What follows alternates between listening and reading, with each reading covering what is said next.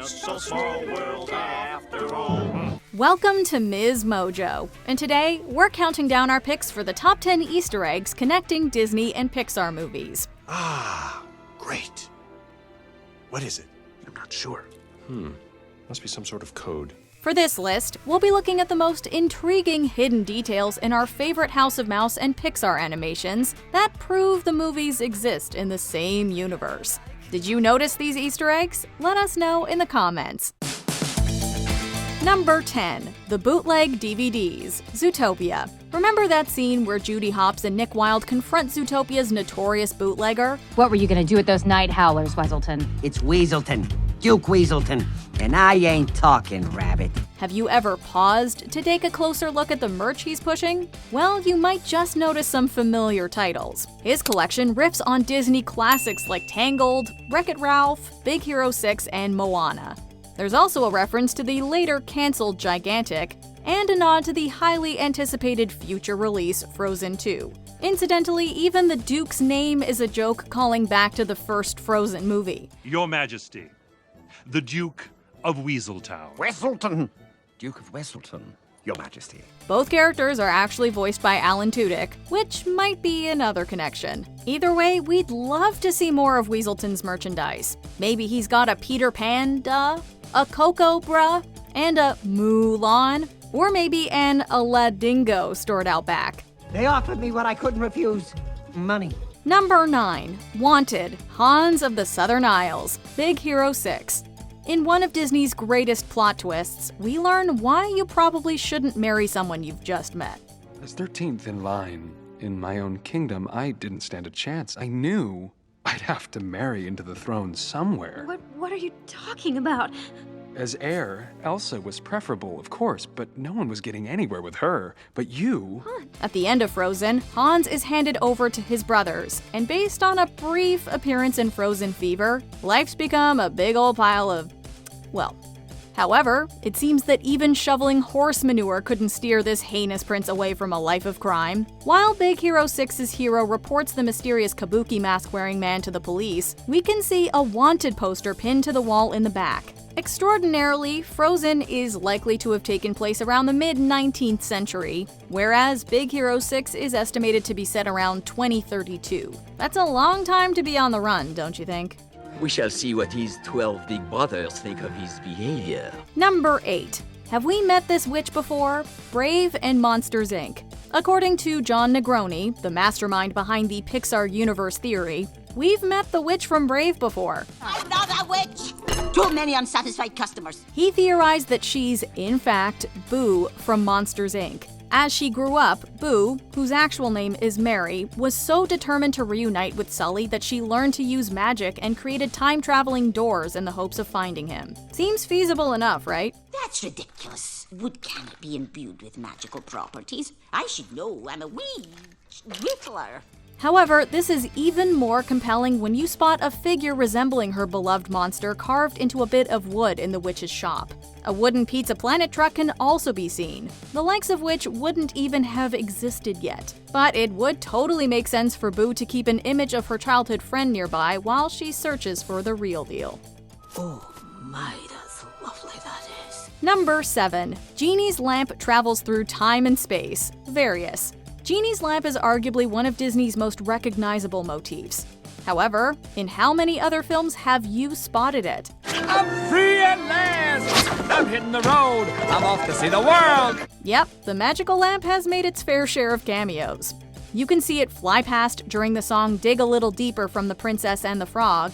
It also sits on a shelf in the Mystic Springs Oasis reception office in Zootopia, and can be spotted among Tamatoa's treasures in Moana. In Ralph Breaks the Internet, it's being auctioned on eBay, and Jasmine uses it as a weapon when the princesses first meet Penelope. Whoa, ladies, I can explain. Well, Genie did want to see the world, and his itty-bitty living space seems ideal for packing light. Whoa! Wow! Does it feel good to be out of there?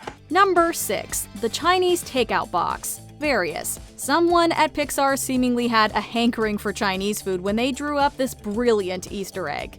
The takeout container was first spotted during the circus act in A Bug's Life. I give you the Chinese cabinet of metamorphosis. It was next seen in a Pizza Planet truck in Toy Story 2, and later in Linguini's fridge in Ratatouille. It's also in Monsters, Inc., but with a slightly different design. Come on! You'll also notice it in Inside Out, Incredibles 2, and Soul. It even makes an appearance in the 2020 short Lamp Life. We can only assume much Chinese takeout has been consumed by Pixar staff over the years, but maybe some of your best ideas happen when you're hungry. What? Is this all vegetables? Who wanted all vegetables? Number 5. Dropping hints about upcoming Pixar films. Various. Pixar has an ingenious tradition of including sly nods to future releases in their movies. Typically, a film will contain a hidden detail to its successive animation. Buzz Lightyear, you are not worried, are you? Me? No. Some notable examples include one of the Disneyflies from A Bug's Life sticking to Buzz's helmet in Toy Story, and Luigi from Cars driving by in Finding Nemo. There's also a Lotso teddy bear in Up, and a Buzz Lightyear sticker on Miriam's skateboard in Turning Red. Another Easter egg you might not have noticed involves everyone's favorite Canadian stuntman toy, Duke Kaboom. Look who jumped 40 school buses and landed back into my life. Hi, Duke. Sharp-eyed viewers will be able to spot his clever cameo in Incredibles 2. Yes, we Canada advise rewatching every Pixar film to find these brilliant references. Funny, right? Huh? See with the... These are the jokes, kid. Number 4. Belle wanders through Paris, the Hunchback of Notre Dame. Bored and discontent with her quiet village, Belle dreams of finding something more. I want adventure in the great white somewhere. I want it more than I can tell. Well, we guess she had Paris in mind because that's where we next see her. As Quasimodo sings Out There, the camera pans down to the bustling Parisian streets, and you can just spot Belle exiting the frame with her head buried in a book. Out there among the millers and the weavers and their wives, through the roofs and gables I can see them. You can also look out for cameos from Magic Carpet and a warthog we really hope isn't Pumbaa. Anyway, you might be wondering how a character from 18th century France wrangled her way into 1482 Paris. Well, apparently her inclusion started out as an inside joke at the storyboarding stage. And ultimately, they shared it with the rest of us. All right. Pour the wine and cut the cheese. It is a treat to watch the colorful pageantry of the simple peasant folk. Number 3. Genie's Mouse-tastic Transformations, the Aladdin franchise. Thanks to Robin Williams' incomparable comedic timing and aptitude for impressions, the Aladdin movies are brimming with pop culture references, many of them from within the House of Mouse. Yeah, right. No, really, I promise. In the original film, we see Genie transform into Pinocchio and conjure up Sebastian from The Little Mermaid. Then, in the third movie, King of Thieves, he takes on the form of Pocahontas, Tinkerbell, and Pumbaa. Hakuna Matata!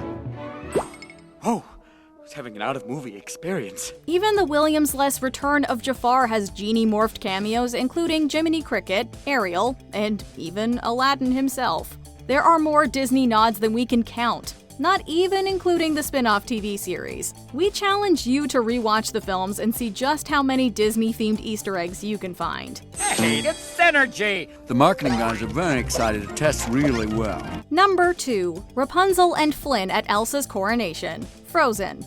Some eagle-eyed Frozen fans spotted a couple of familiar faces, or rather backs, among the crowd entering the castle gates. This caused many to theorize that perhaps these princesses were cousins, and that Elsa and Anna's parents were headed to Rapunzel and Flynn's wedding when they got caught in the storm. The biggest shindig to hit the kingdom in forever.